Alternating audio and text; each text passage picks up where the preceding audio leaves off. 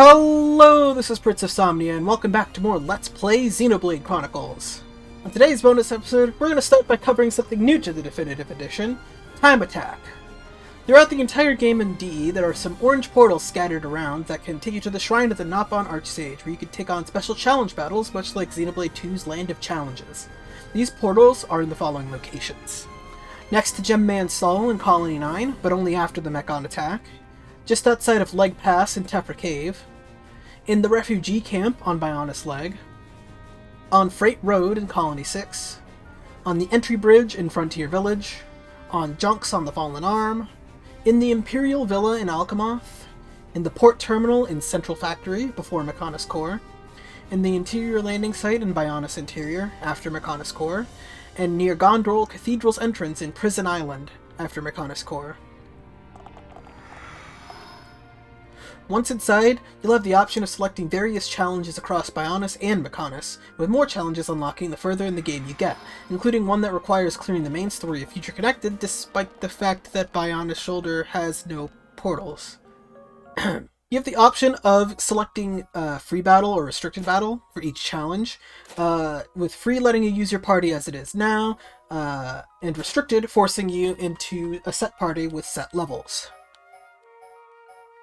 You get rewards for each, but the rewards for Restricted are bigger for obvious reasons.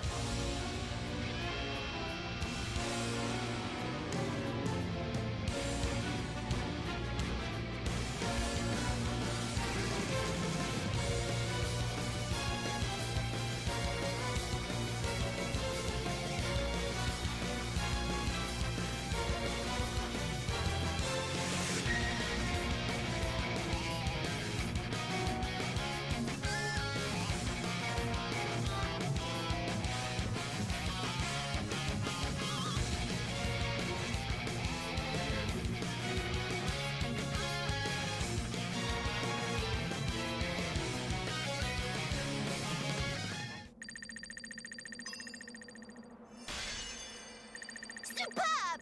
Archsage thrilled beyond words! In each fight, you'll fight off a couple of waves of enemies, clearing each wave when either all enemies are dead, or when a specific enemy in the wave is dead. At any point, if you wipe, you fail the trial, but after each wave, you have the chance to auto-heal back to full. Your time counts down during this waiting period, however, so keep that in mind.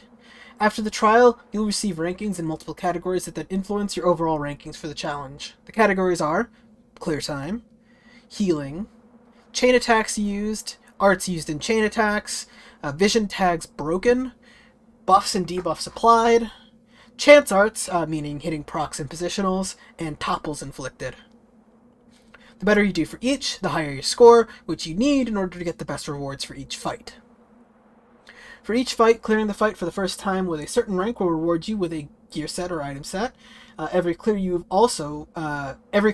also rewards you with Nopon stones, with the most granted from S rank clears, and there's a small percentage chance that you'll receive more than the normal reward of Nopon stones instead. These Nopon stones are a currency that you can use to exchange for items with the Archsage, including gear and art books. The further you go in the game, the more you can buy, and once you reach the portal at Prison Island, you'll be able to buy high-level ether crystals, monster drops, and even collectibles. Specifically, at that point, the Nopon Archsage will offer to trade Nopon stones for every drop and collectible you need to fully reconstruct Colony 6 from the ground up, including those items like the Red Frontier from areas you cannot access anymore. And this sets me up to segue into the other topic I wanted to talk about, Colony 6. There are specific points during the LP where I made mention that it might be a good time to level up areas at Colony 6. But some of the later upgrades for levels 4 and 5, while they don't require killing mobs stronger than the final boss, do require you entering Bionis Interior or Prison Island. For completion's sake though, I'll list every item for every level of upgraded infographics right now, making mention of trades, mobs, locations, and Nopon stone costs for each. In addition to improving facilities, you'll also need to invite new residents from across the game. A lot of these require specific upgrades to colony facilities, and a few are mutually exclusive, so I'll put up their locations and requirements on the screen as well. Of the mutually exclusive immigrants, pick up whichever one you want, but my general rule of thumb is as thus. Mephi and Perine have the same affinity links in Colony 6, but Mephi has better affinity links in Colony 9, so pick Perine. Minana and Goago have the same strength of affinity link in Frontier Village, but Minana has stronger links in Colony 6, so pick Minana.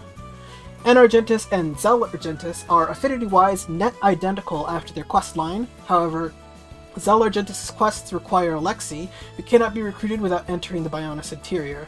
Argentis' quests can be completed just after Mercatus Core, and either quest grants Charla's 5th skill tree, so pick Argentis.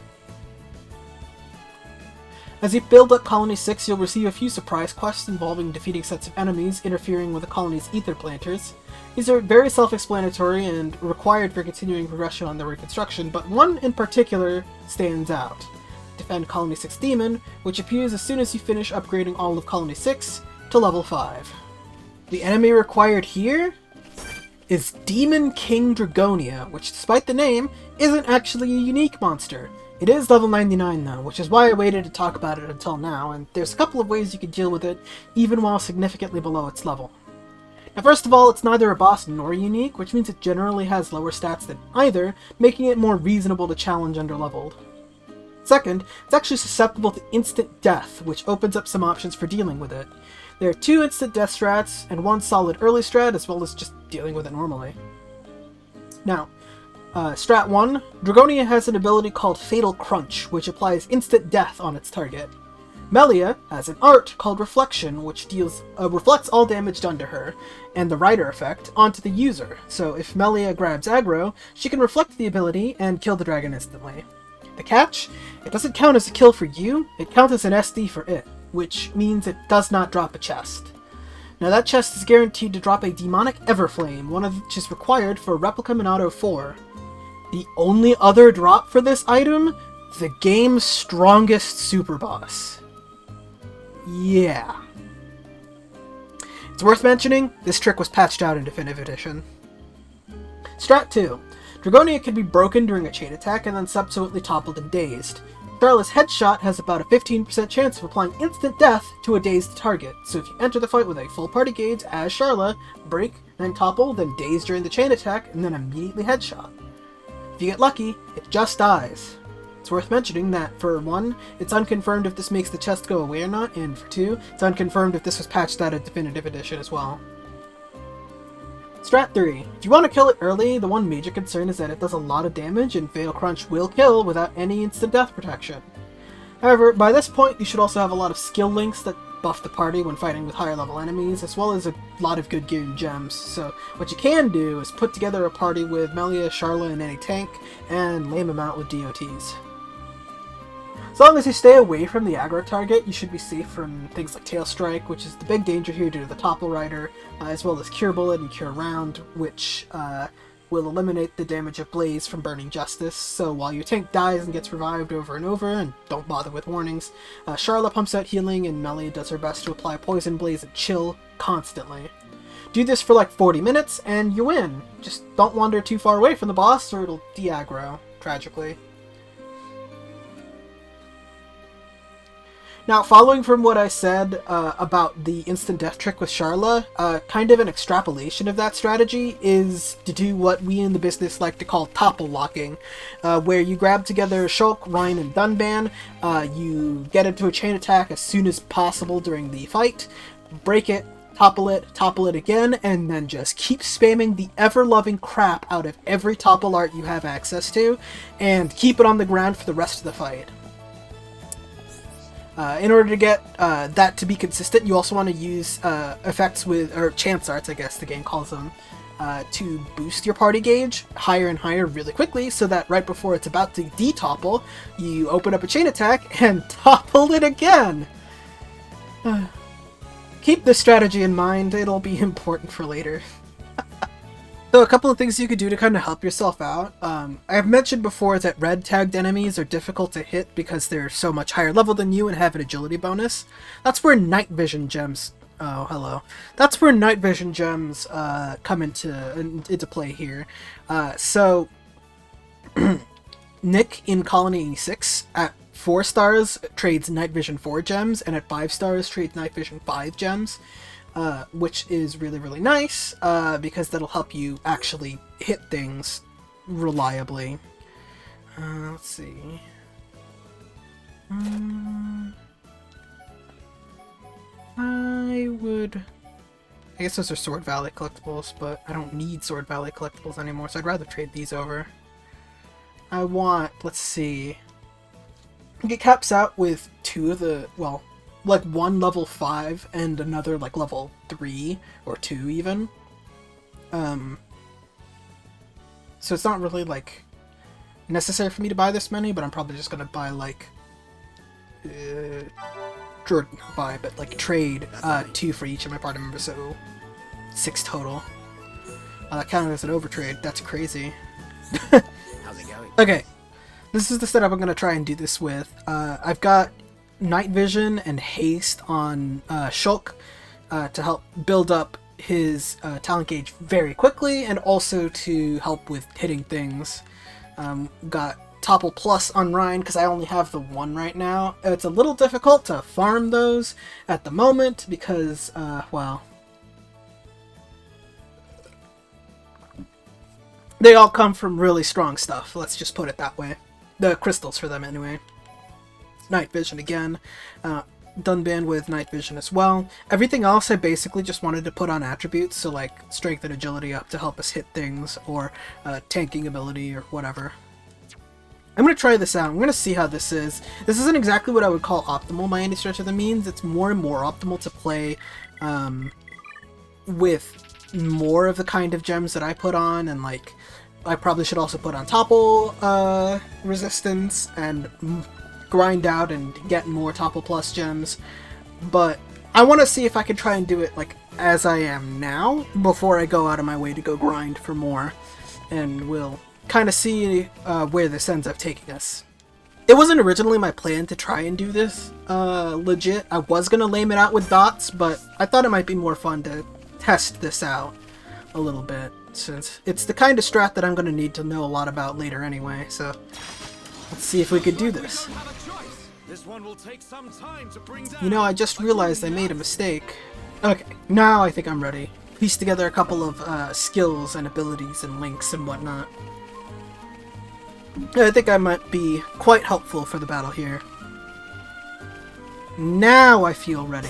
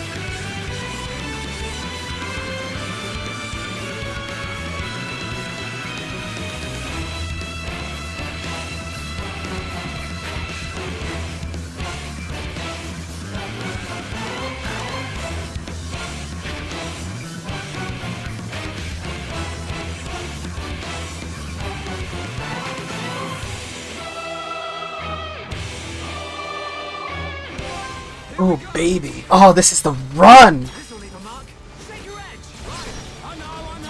I basically managed to get him locked onto the ground, and now he's stuck here. Oh, this is beautiful. This is Topple Locking. The power! Oh! And that's just all it is. He just doesn't get to play the video game for a while. Because I did this.